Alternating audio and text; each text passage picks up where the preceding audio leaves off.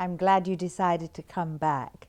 Yeah, I figured one time wouldn't really seem like enough. To your wife, Ginny. Yeah. Oh, I brought you something. Just some sweets, for Christmas. Oh, thank you. You shouldn't have. Did you pick Ginny up in time from the hospital? Not exactly. I'm still trying to make it up to her.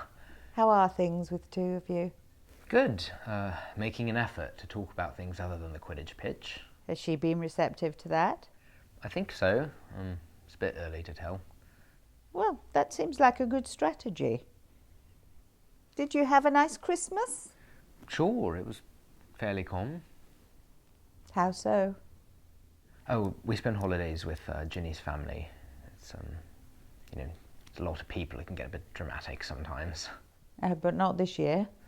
No, not really. Not really, but there was something. It's silly, really. There was just this thing with Molly, Ginny's mum, and nothing happened. It just every year she knits me a jumper. She does one for everyone. This year she didn't give me one. Well, she gave one to everyone else. Well, just to kids.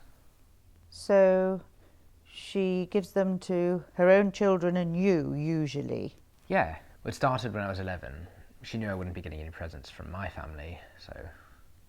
Oh, you've known her family a long time, then. Yeah, ever since she helped me find platform 9 3/4.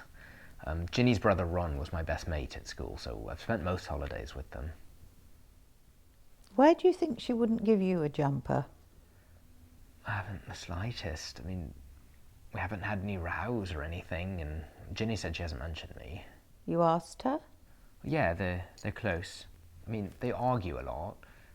Sometimes I think Ginny gets jealous of me, how well Molly and I get on, but when it comes to things like that... And you think she would tell you if Molly had said something? Of course. She would never turn down the opportunity to relay constructive criticism. So, there's nothing with Molly that stands out? No conversations or anything? I've racked my brain there. I can't think of anything. I promise, I'm not just being difficult. Well, let's move on. Tell me more about your holiday. It was good. All my gifts went over really well. Yeah. Last year, Ginny pointed out I don't always give the most thoughtful presents. This year, I actually outdid her, if I had to say.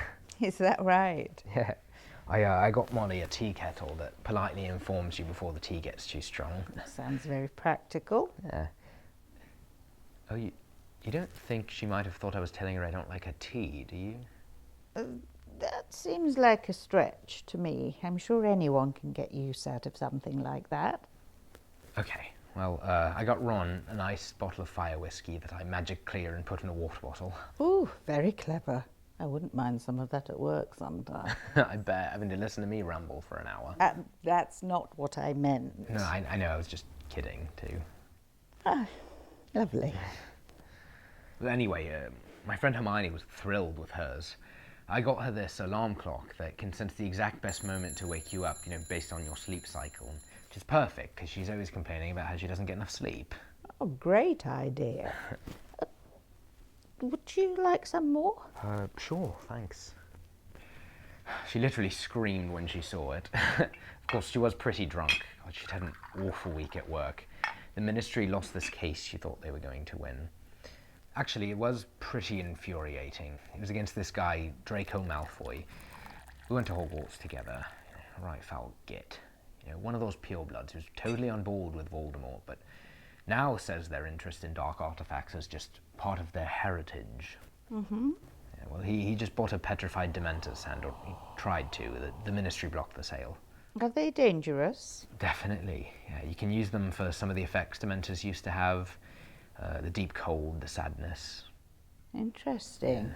You'd think it'd fall into the forbidden category pretty easily, but Malfoy fought back and he turned it into this whole thing about discrimination against purebloods. They could tell they were losing, I think, because on the last day of the trial, his mum shows up with a black eye and a broken nose, claiming she was attacked by anti-purebloods. You think she was faking? Well, of course. I mean, Okay, the nose was pretty convincing, but nobody's going around attacking purebloods. You know how dense the Wisnigamart are, though. And Hermione worked on this case. Yeah, she likes to be involved. And you were saying something about her at Christmas.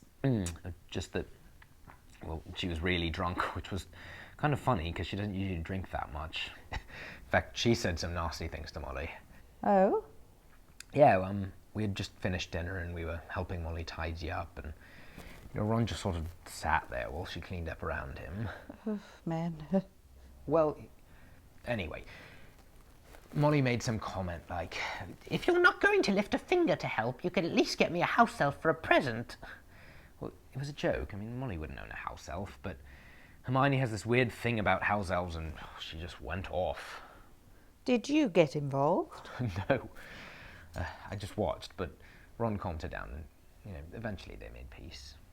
So it doesn't seem like that had anything to do with the jumper. No, it didn't. It wasn't a big deal or anything. We'd all just had a bit too much to drink. Molly made these special holiday cocktails for everyone on Christmas Eve.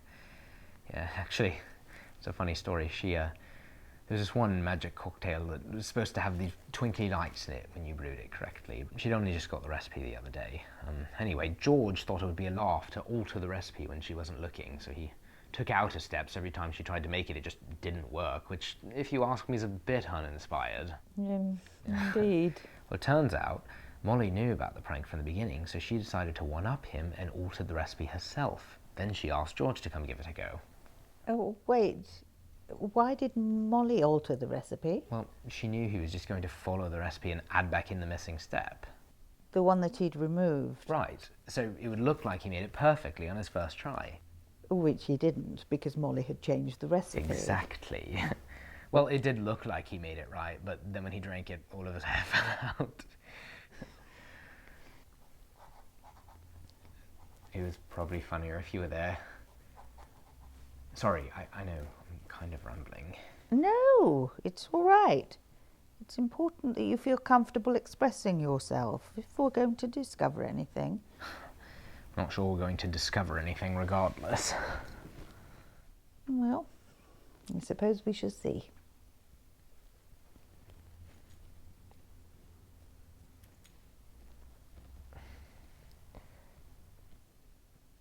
You're right. You haven't forgotten to pick your wife up again.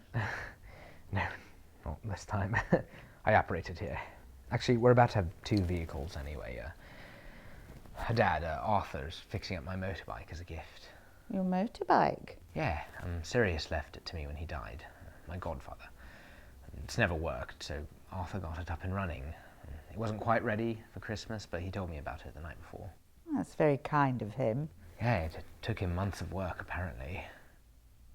You said Sirius left it to you. Were the two of you close? Oh, very.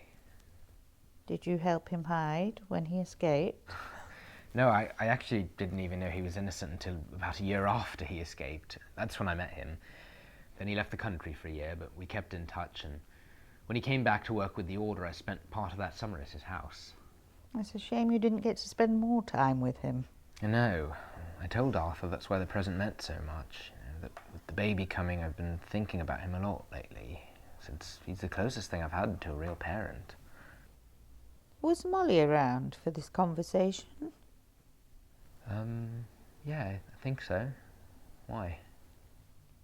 Well, do you really think that? That he's the closest thing you've had to a real parent? Sure. There's no one else you can think of? Oh, Molly and Arthur, I suppose. You yourself said she's been taking care of you and knitting you jumpers since you were 11. Not to discount your relationship with Sirius, but do you think she might feel upset if she knew she wasn't even in the running? No, it's not like that. She knows that. It's different with Sirius. I mean, he had to go through so much and he never gave up. I wouldn't be who I am without him. Would you be who you are without Molly? I don't know. Can't even imagine that. What should I say to her? And that's up to you. But you might start with an apology. We're almost out of time, but if I can convince you to come back, I'd love to learn more about Sirius. He sounds like he was quite something. He was. Oh, and thank you again for the treats. Oh, sure. Yeah. I forgot to ask, how was your Christmas? Oh, wonderful, thank you. We spent it in Spain. Nice. We were there last year for one of Ginny's matches. Oh, lovely. Thanks for your help. Oh, I'm glad we discovered the problem.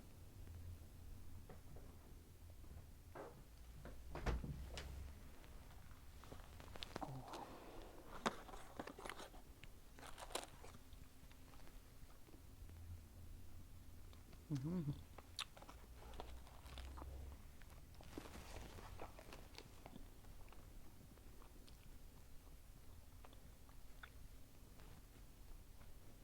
Oh. Oh, Jesus.